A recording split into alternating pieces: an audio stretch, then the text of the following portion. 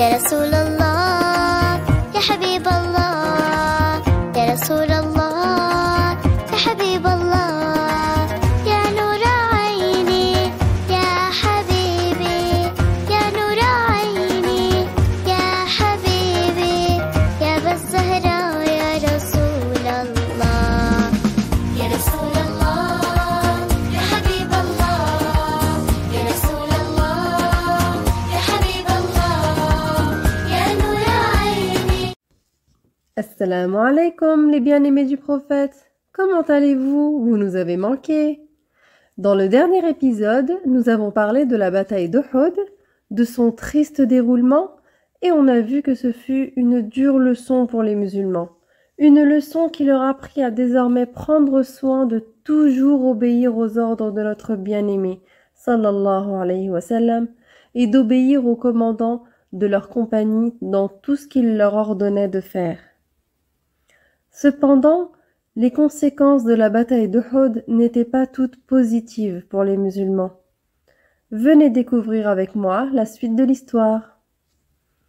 Les tribus bédouines autour d'Al-Madine al-Munawwara étaient des tribus puissantes qui gagnaient leur pain en pillant sans scrupule.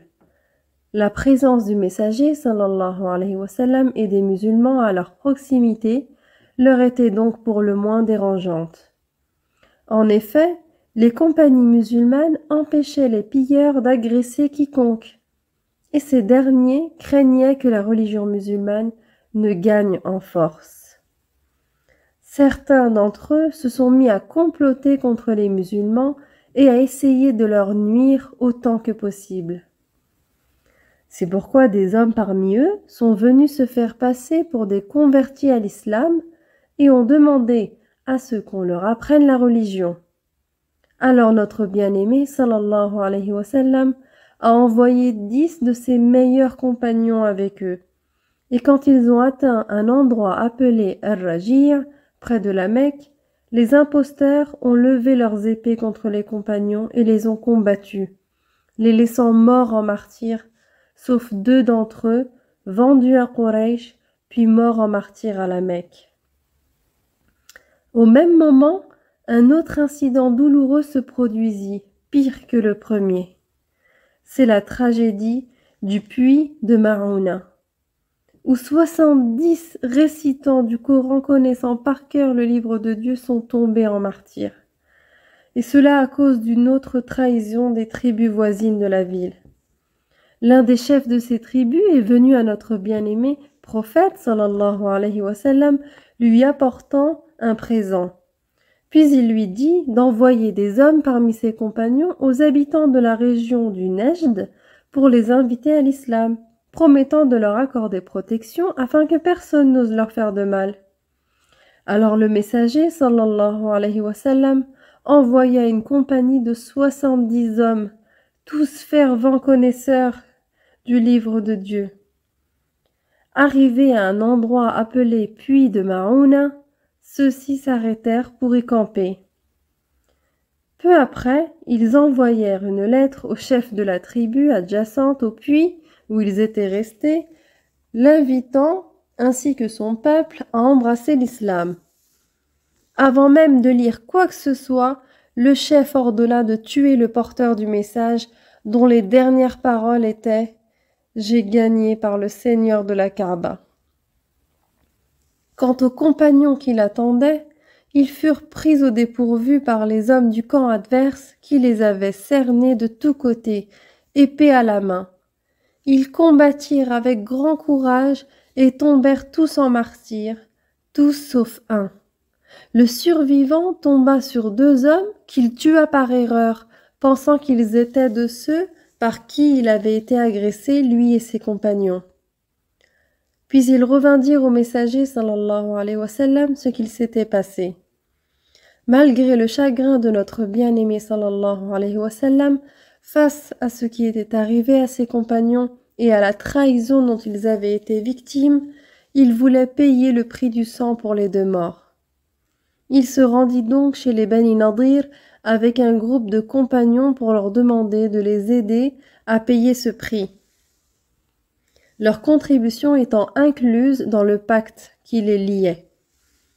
Les Juifs de Bani Nadir accueillirent chaleureusement notre bien-aimé sallallahu alayhi wa sallam ainsi que ses accompagnateurs et firent semblant d'être très touchés par le malheureux incident, assurant leur désir d'apporter leur aide.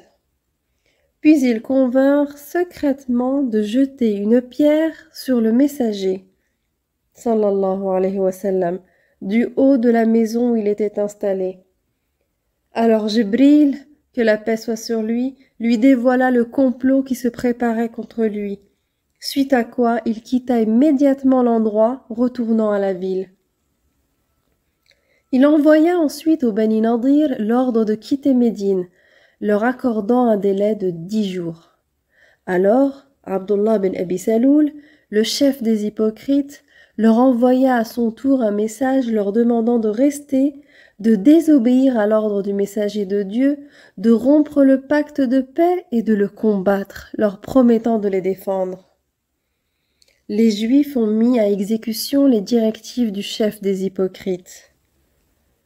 Notre bien-aimé ordonna alors aux compagnons d'aller les combattre. Ils s'en allèrent à pied jusqu'aux maisons des Bani Nadir, puis les ont assiégés pendant 6 nuits.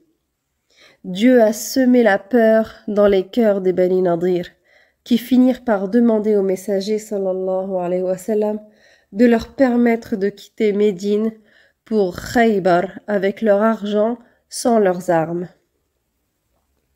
En partant, ils détruisirent leurs maisons de leurs propres mains afin que personne ne puisse en profiter après eux. Puis ils allèrent à Khaybar et s'y sont installés. Les musulmans sont revenus du siège des Bani Nadir plus forts. Par la suite, le messager sallallahu alayhi wa sallam envoya ses troupes pour restaurer le prestige des musulmans et s'en alla lui-même discipliner les tribus qui avaient trahi les honorables compagnons. Celles-ci, prises de peur et de terreur, prirent la fuite avant d'être retrouvées par les musulmans. Après Uhud, Médine a enfin retrouvé le calme. Seule la tribu des Bani Qurayza y est restée, soumise au pacte avec le prophète sallallahu alayhi wa sallam. Alors, que s'est-il passé après cela? Et pourquoi une délégation des Juifs de Khaybar est-elle venue à Quraysh? Et quelle était la mission de cette délégation? Et pourquoi ont-ils payé de l'argent aux tribus Raftan et Sulaym? Et quel nouveau danger menace Médine? C'est ce que nous saurons, Inch'Allah, dans le prochain épisode du Jardin du Prophète. Alors à bientôt!